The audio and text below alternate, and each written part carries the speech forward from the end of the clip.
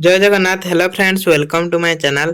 आज ये वीडियो रे हमें +3 फर्स्ट सेमिस्टर रो एमडीसी ह्यूमन राइट्स रो यूनिट 3 रो जतिक रही हमर सिलेक्शन 5 मार्किया क्वेश्चन डिस्कशन करबा। तो 5 मार्किया क्वेश्चन जतिक भी आसीबो याद रो आसीबो, तो आपण माने नियति भाबरे एको नोट करके पढिबे।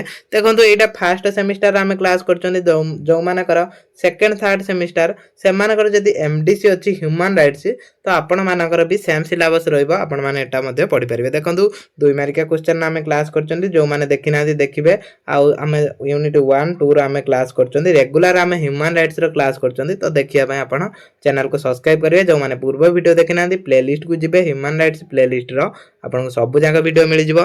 तो आज ये वीडियो रे हमें 5 मार्किया क्वेश्चन डिस्कशन करबा। प्रथम क्वेश्चन एटे अछि शरणार्थी कोन। देखंतु समस्त वीडियो को गोटे छोटिया रिक्वेस्ट लाइक कमेंट नियति भाबरे करिवे। शरणार्थी कोन? शरणार्थी जने व्यक्ति जे जाति वंश धर्म जातीयता गोटे निर्दिष्ट सामाजिक गोष्ठी सदस्यता बा राजनीति मत जोगु भयभीत अभियुक्त निज देश बाहर अवस्थान करे एवं भय अनिच्छा जोगु निज देशर सुरक्षा नेबाकू और देश को फेरिबाकू मध्य अमंग कारण फेरिले अभियुक्त हेबा भय थाए। देखो भयर कौन हुए ना लोक मैंने कौन सी कारण भयभीत होई सामाने गुटे देश छाड़ी अन्य देश रे आश्रय नहीं थांती।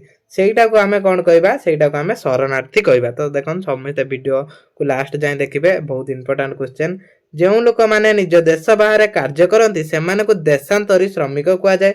जो माने निज देश बाहर किछि लोक मध्य कार्य करती से देशांतरित श्रमिक कह जाए। देखो तो शरणार्थी पढ़ने भी एटा लिखिबे। एटा देखो देशांतरित श्रमिक जोठी हमर नेक्स्ट क्वेश्चन अछि। तो एठी मु डिस्कशन करे दउची, एटा नोट कर नबे। यदि शरणार्थी पढुची मध्य आपण एतिकी लिखिबे। देखंतु देशांतरित श्रमिक कोड जो लोक माने निज देश बाहर कार्य करती से देशांतरी श्रमिक कह जाए। जो माने आम देश छाड़ी देखो बहुत लोक कौन करती ना निज देश छाड़ी अन्य देश को जाती, जमी यूए की जाती, दुबई की जाऊँ, अमेरिका को जाऊँ, से कौन कह जाए? से जो श्रमिक मान देशांतरी श्रमिक कह जाए। जो माने निज देश बाहर 12 मास रु अधिक समय रहती से देशांतरी अटंती। देशांतरी तर श्रमिक क्या कह जाए बुझिले? देशांतर क्या कह जाए? जो माने 12 मास रु माने गोटे वर्ष रु अधिक अन्य देश रे रहउचंती से देशांतरी कह जाए। सेमाने आर्थिक दृष्टिकोण क्रियाशील जेपरि नियुक्ति प्राप्त बा नियुक्ति पाइबा पई इच्छा प्रकाश करिबा कथा सेमाने निज देश भितर काम उद्देश्य रे सेमाने मध्य देशांतरी होई पारंती। कोनोसी काम उद्देश्य रे बा कोनोसी नियुक्ति कोनोसी चाकरी उद्देश्य रे सेमाने कोन करंती ना गोटे देश रु अन्य देश को जांती। जेतले 12 मास रुहंती तांको देशांतर श्रमिक कह जाए।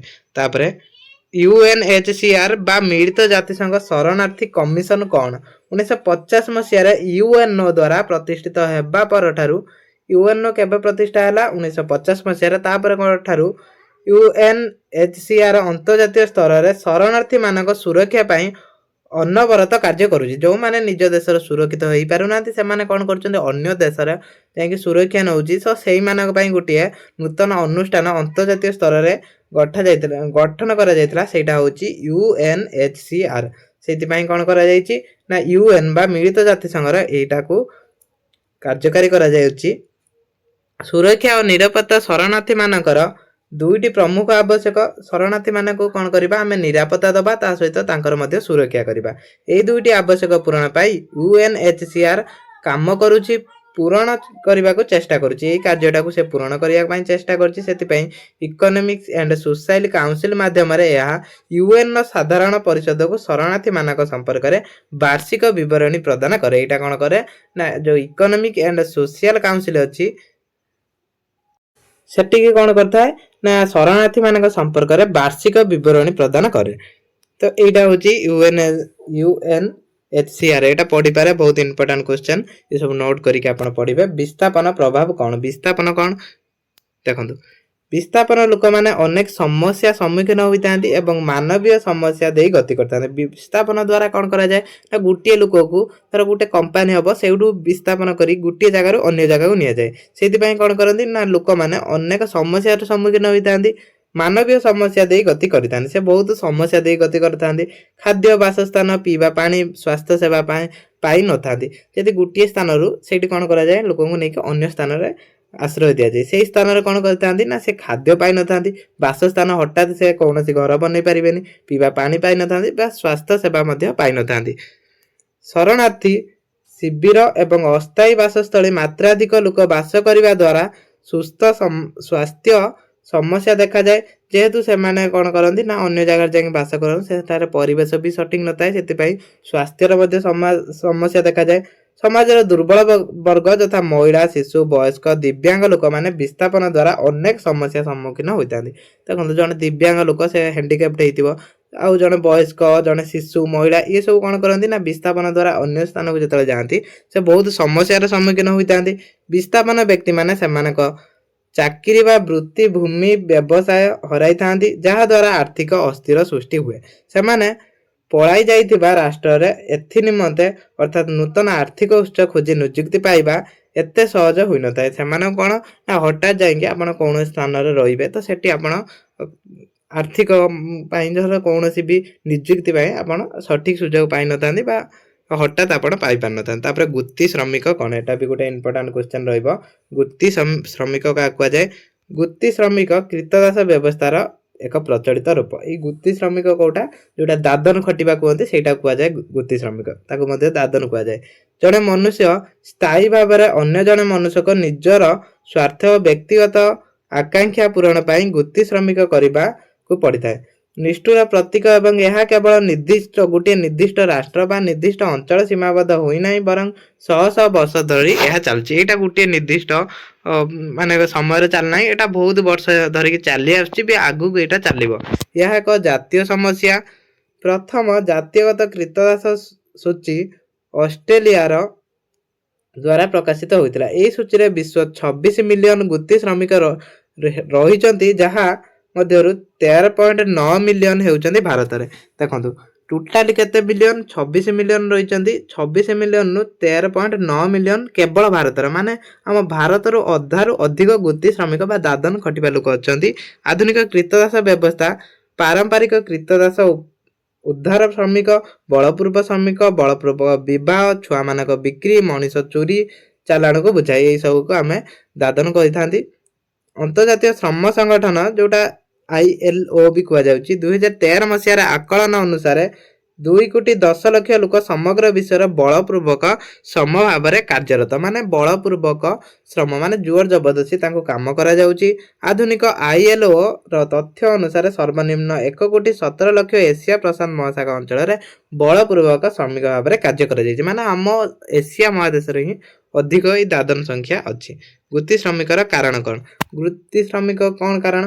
प्रथम रोचे दरिद्र आ विकल्प अभाव दरिद्र जो माने दरिद्र से माने कौन करेंगे जहाँ बाहर को जाकि कौन काम करेंगे दादन खटिबे सेमती आम ओडिशार लोक बाहर को जाउछन्ति सेही भलिया तापरे आ गोटे कारण होची सामाजिक श्रेणीबद्धता और भेदभाव कौन सी जगार भी भेदभाव करा जिवो धर जो आमर जाति धर्म नहीं कि तो सही जगार कौन होता है ना दादन खटिया को पड़ता है तापर आईनगत अभाव पाई आ सचेतनता अभाव पाई मध्य दादन खटिया को पड़ी था तापरे हाजत निर्यातना कौन एटा भी क्वेश्चन देखो यहाँ साधारण कथा हाजत निर्यातना कौन जदि भी क्वेश्चन आछी आपण माने एतिकी लिखि पारिबे जो कौन हाजत मध्य लोक मानक जो निर्यातना दिया जाए ताहाकु ही हाजत निर्यातना कह जाए अनेक समय हाजत मृत्यु खबर कागज रे शिरोनामा मंडन करे अनेक समय कौन होता है ना हाजत लोक मैंने मृत्युवरण करते हैं यह अर्थ है हाजत एक अपराध को पुलिस मात्राधिक जंत्रणा द्वारा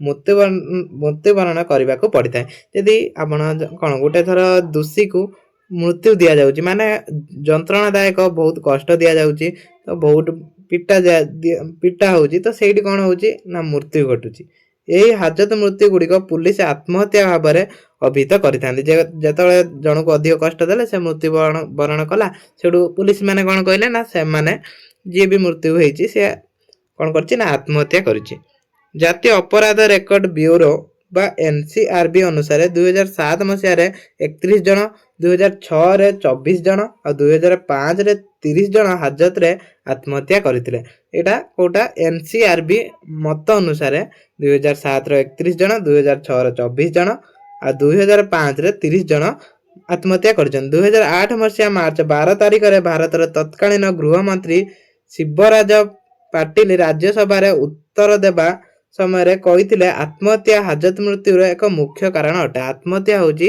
ହାଜତ ମୃତ୍ୟୁର ଗୋଟେ ମୁଖ୍ୟ କାରଣ, କିନ୍ତୁ ଏପରି କାହିଁକି ଘଟୁଛି? ହାଜତରେ ଥିବା ବ୍ୟକ୍ତି ବା ଅପରାଧୀ ଆତ୍ମହତ୍ୟା ସାଧନ ଯେପରିକି ଛୁରୀ, ବିଷ, ଇଲେକ୍ଟ୍ରିକ ତାର କେଉଁଠି ପାଇଥାଏ ସେ ବିଷୟରେ ଗୃହ ବିଭାଗ କିଛି ସଠିକ କାରଣ ଦର୍ଶାଇ ନଥିଲା। ଯଦି ଦେଖନ୍ତୁ, ଯଦି ହାଜତରେ ଜଣେ ମରୁଛି ତ ସେଇଠି ସେ ଧର ଛୁରୀ ବି ଯଦି ଭୁଷୁଛି, ଛୁରୀ କୋଉଠି ଆଣୁଛି? ବିଷ ଯଦି ଖାଉଛି, ବିଷ କୋଉଠି ପାଉଛି? ଯଦି ଇଲେକ୍ଟ୍ରିକ ଚାର୍ଜ ଲାଗୁଛି ତ ଇଲେକ୍ଟ୍ରିକ ତାର କୋଉଠି ଆସୁଛି? ସେ ପ୍ରଶ୍ନ କରିଥିଲେ। ପୁଲିସ ଏଥି ନିମନ୍ତେ ଯେଉଁ କାରଣ ଦେଖାଏ ତାହା ମଧ୍ୟ ପର୍ଯ୍ୟାପ୍ତ ନୁହେଁ। ପୁଲିସ ଯୋଉ କାରଣ ଗୁଡାକ ଦେଲା ସେଗୁଡାକ ମଧ୍ୟ ସଠିକ କାରଣ ନଥିଲା। ପୁଲିସ ମତରେ ଅପରାଧକୁ ନିଜ ରୁମାଲ ମାଧ୍ୟମରେ ଓ ବିଷ ଖାଇ ଆତ୍ମହତ୍ୟା କରିଥାଏ। 2009 ମସିହାରେ ଏସୀୟ ମାନବ ଅଧିକାର କେନ୍ଦ୍ର ପୁଲିସ ହାଜତରେ ମୃତ୍ୟୁବରଣ କରିଥିବା କେତେକ ଘଟଣା କ୍ରମେ ଆଲୋଚନା କରି ପୁଲିସର କାର୍ଯ୍ୟ ପଦ୍ଧତି ଉପରେ ପ୍ରଶ୍ନ ଚିହ୍ନ ଠିଆ କରିଥିଲା। ମାନେ କାହିଁକି ଏଇ ହାଜତରେ ଲୋକମାନଙ୍କର ମୃତ୍ୟୁ ହେଉଛି, ସେମାନେ କିଭଳି ମୃତ୍ୟୁ କରୁଛନ୍ତି, ସେଇ ସବୁ ବିଷୟରେ ପ୍ରଶ୍ନ ଆସିଥିଲା। ଯୁଦ୍ଧ ଅପରାଧ କ'ଣ? 8 ନମ୍ବର କ୍ୱେଶ୍ଚନ, ଏଟା ବି ଗୋଟେ ଇମ୍ପୋର୍ଟାଣ୍ଟ କ୍ୱେଶ୍ଚନ ରହିବ। ଯୁଦ୍ଧ ଅପରାଧ କ'ଣ? ମାନବିକ ଅଧିକାର ଉଲ୍ଲଂଘନ ଅନ୍ୟ ଏକ ପ୍ରମୁଖ କାରଣ ହେଉଛି ଯୁଦ୍ଧ ଅପରାଧ। ଯୁଦ୍ଧ ଅପରାଧ ବି ଗୋଟେ କାରଣ ଯୋଉଥିପାଇଁ ମାନବ ଅଧିକାର କ୍ଷୁଣ୍ଣ ହେଉଛି। ଯୁଦ୍ଧ ଅପରାଧ କହିଲେ ଯୁଦ୍ଧ ଆଇନ ଓ ପ୍ରଥା ଉଲ୍ଲଂଘନକୁ ବୁଝାଏ। ଏହା ଜେନେଭା ସମ୍ମିଳନୀ ଏବଂ ଅନ୍ତର୍ଜାତୀୟ ଚୁକ୍ତିର ଉଲ୍ଲଂଘନ ଅଟେ। ଜେନେଭା ସମ୍ମିଳନୀ ଉଦ୍ଦେଶ୍ୟ ଥିଲା ଯୁଦ୍ଧରେ ଅଂଶଗ୍ରହଣ କରୁନଥିବା ସାଧାରଣ ନାବିକ, ଯୁଦ୍ଧବନ୍ଦୀ ଓ କ୍ଷତବିକ୍ଷତ ମାନଙ୍କ ଅଧିକାର ସୁରକ୍ଷା ରଖିବା। ଯେତେବେଳେ ନାରୀ ଜନତା ଯୁଦ୍ଧରେ ପ୍ରାଣ ତ୍ୟାଗ କରନ୍ତି ତାହାକୁ ଯୁଦ୍ଧ ଅପରାଧ କୁହାଯାଏ। ଯେତେବେଳେ ନାରୀ ଜନତା ଯୁଦ୍ଧରେ କ'ଣ କରନ୍ତି? ପ୍ରାଣ ତ୍ୟାଗ କରିବେ ବା ସାଧାରଣ ଲୋକ ପ୍ରାଣ ତ୍ୟାଗ କଲେ ସେଇଟାକୁ ଯୁଦ୍ଧ ଅପରାଧ କୁହାଯାଏ। ଭିନ୍ନକ୍ଷମ ଅଧିକାର କ'ଣ? ଭିନ୍ନକ୍ଷମ ମାନବ ଅଧିକାର କ୍ଷେତ୍ରରେ ଅନେକ ସମସ୍ୟା ରହିଛି। ଭିନ୍ନକ୍ଷମ ବିରୁଦ୍ଧରେ ନୃଶଂସତା ମଧ୍ୟରୁ ଅନ୍ୟତମ। ଭିନ୍ନକ୍ଷମ ମାନେ କ'ଣ? ଯୋଉମାନେ ଧର ହ୍ୟାଣ୍ଡିକ୍ୟାପ୍ଟ ସେଇମାନଙ୍କୁ ଭିନ୍ନକ୍ଷମ କୁହାଯାଏ। ଏହା ବିଶ୍ୱବ୍ୟାପୀ ସମସ୍ୟା। ଏହା ବିଭିନ୍ନ ଉପାୟରେ ଯଥା ଅବହେଳିତ ଠାରୁ ଆରମ୍ଭ କରି ଶାରୀରିକ ଆବେଗ, ଯୌନ ଶୋଷଣ ପର୍ଯ୍ୟନ୍ତ ସଂଗଠିତ ହୋଇଥାଏ। ସାମାଜିକ ଅନ୍ଧବିଶ୍ୱାସ, ସଚେତନତାର ଅଭାବ ଏବଂ ଆଇନ ଭିତ୍ତିଭୂମିରେ ଅଭାବ ଯୋଗୁଁ ଏହା ଦେଖା ଦେଇଥାଏ। ଏହିସବୁ କାରଣରୁ ଏହା ଦେଖା ଦେଇଥାଏ। ସଂଖ୍ୟାଲଘୁ ମାନଙ୍କର ଅଧିକାର। ସଂଖ୍ୟାଲଘୁ ଅଧିକାର କ'ଣ? ସଂଖ୍ୟାଲଘୁ ଯୋଉମାନେ ଜାତି, ଧର୍ମ ଆଉ ଭାଷା ସଂସ୍କୃତି ଅପେକ୍ଷା ଛୋଟ ଓ ସୁରକ୍ଷିତ ଗୋଷ୍ଠୀ ସେଇମାନଙ୍କୁ ଆମେ ସଂଖ୍ୟାଲଘୁ କହିଥାନ୍ତି। ଅନ୍ୟମାନଙ୍କ ପରି ସାମାଜିକ, ରାଜନୀତି, ଆର୍ଥିକ ଅଧିକାର ଉପଭୋଗ, ଏଇଟା ଭୁଲ ଟାଇପିଂ ହୋଇଛି ହେଲା। ଆର୍ଥିକ ଅଧିକାର ଉପଭୋଗ କ୍ଷେତ୍ରରେ ସେମାନେ ଅବହେଳିତ ଓ ପକ୍ଷପାତ ଶିକାର ହେବାର ସମ୍ଭାବନା ରହିଛି। ଯୋଉମାନେ ଧର ଜାତି ଧର୍ମ ନେଇକି କ'ଣ, ଆମ ଭାରତରେ ବହୁତ ଜାତି ଧର୍ମ ଲୋକ ରହୁଛନ୍ତି, ସେଥିପାଇଁ କ'ଣ ହୁଏ ନା ପକ୍ଷପାତ ବା ଅବହେଳିତ ସେଇ ସବୁ କରାଯାଏ। ତ ସେଇଟା ହେଉଛି ସଂଖ୍ୟାଲଘୁ ଅଧିକାର। ଦେଖନ୍ତୁ, ମୁଁ ଯେତିକି ବୁଝେଇବା କଥା ଆମେ ଡିସ୍କସନ କରୁଛନ୍ତି, ଆପଣ ସବୁ ନୋଟ କରିବେ କାହିଁକିନା ଏଗୁଡ଼ା 5 ମାର୍କିଆ କ୍ୱେଶ୍ଚନ ବହୁତ ଲଙ୍ଗ ଅଛି। ଜାତିଗତ, ତାପରେ 11 ନମ୍ବର କ୍ୱେଶ୍ଚନ, ଜାତିଗତ ବୈଷମ୍ୟ ବିଲୋପ ବିଷୟକ ଅନ୍ତର୍ଜାତୀୟ ଆଚରଣ ବିଧି। ମିଳିତ ଜାତିସଂଘ ସାଧାରଣ ସଭା ଦ୍ୱାରା 1965 ମସିହା ଡିସେମ୍ବର 21 ତାରିଖ ଦିନ ଏହି ଆଚରଣ ବିଧି ଏକ ନିୟମ ଗୃହୀତ ହୋଇଥିଲା। ଏଇଟା 1 ମାର୍କିଆ କ୍ୱେଶ୍ଚନ ଆସିବ, ମନେ ରଖିବେ। 1969 ମସିହା ଜାନୁଆରୀ 4 ତାରିଖ ଦିନ କାର୍ଯ୍ୟକାରୀ ହୋଇଥିଲା। ଏଇଟା କେବେ କାର୍ଯ୍ୟକାରୀ ହେଲା? 1969 ମସିହା ଜାନୁଆରୀ 4 ତାରିଖ। ଜାତିସଂଘ ସମ୍ବନ୍ଧରେ ଉଲ୍ଲେଖ ଅଛି ଯେ ପ୍ରତ୍ୟେକ ବ୍ୟକ୍ତି ଲୁକ୍କାୟିତ ପ୍ରତିଭା ବିକାଶ ହେବା ଦରକାର। ସମସ୍ତଙ୍କର ପ୍ରତିଭା ବିକାଶ ହେବା ଦରକାର। ତ ଏଥିପ୍ରତି ଏଇଟା ଧ୍ୟାନ ଦେଇଥିଲା। ପ୍ରଥମ ବିଶ୍ୱ ମହିଳା ସମ୍ମିଳନୀ ମେକ୍ସିକୋ।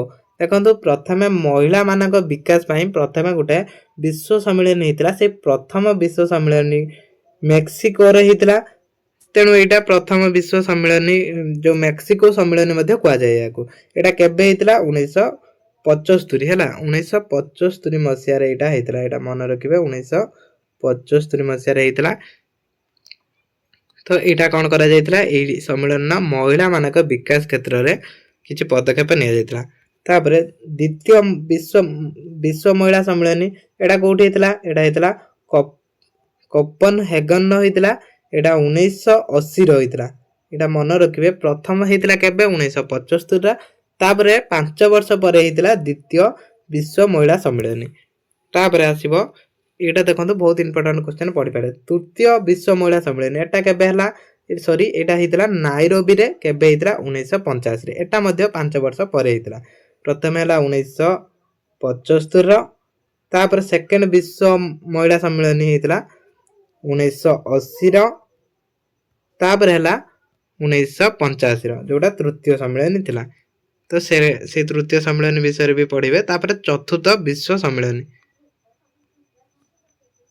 देखो यहाँ लास्ट क्वेश्चन चतुर्थ विश्व सम्मेलन केबे कोठार होता प्रथम बेजिंग रही केबे होता 1995 देखो ये 15टी क्वेश्चन आम कर आउ देखो दी मार्किया क्वेश्चन 31 आम डिस्कसन कर जो दी मार्किया क्वेश्चन भी कौन कर 5 मार्किया क्वेश्चन आसीपर तो समस्ते कौन करेंगे से 31टा क्वेश्चन पढ़े आउ एक 15टा एक 15टे क्वेश्चन पढ़े तो 31 15 टोटाली आपणकर 46 टी क्वेश्चन पढ़े ये 46 क्वेश्चन नु आपणकर 5 मार्किया नियति भाव में 2टा आसीबो फिर देखो 2 रु 3 टी आसीबो हला कुछ 2 रु 3 टी आसीबो केतेटा 5 मार्किया सेमिति एटी मिनिमम 2टी किंबा से 2टी आसीबो मिनिमम 2टी आसीबो 2 मार्किया आ एटी 3टी आसी परिबो 5 मार्किया हला टोटाली 15 ये हला 4 टोटल 20 मार्कर क्वेश्चन आपनकर एठू आसीबो तो आपण माने भलो भाबरे पढंतु 2 मार्किया क्वेश्चन जो माने देखि नादी प्लेलिस्ट को चेक करियो आपन सब मिल जिवो 2 मार्किया क्वेश्चन हमें 31 टी डिस्कशन करचंदी ता सहित 5 मार्किया क्वेश्चन 15 टी तो टोटाली आपण पढिबे 46 टी क्वेश्चन से 46 रो आपण को 20 मार्कर क्वेश्चन मिल जिवो तो आज ये वीडियो को एट रखा नेक्स्ट वीडियो रे जेतला हमें ह्यूमन राइट्स क्लास करबा हमर लॉन्ग क्वेश्चन डिस्कशन करबा हला लॉन्ग क्वेश्चन नेक्स्ट वीडियो हमें डिस्कशन करबा आज ये वीडियो को एट रखा।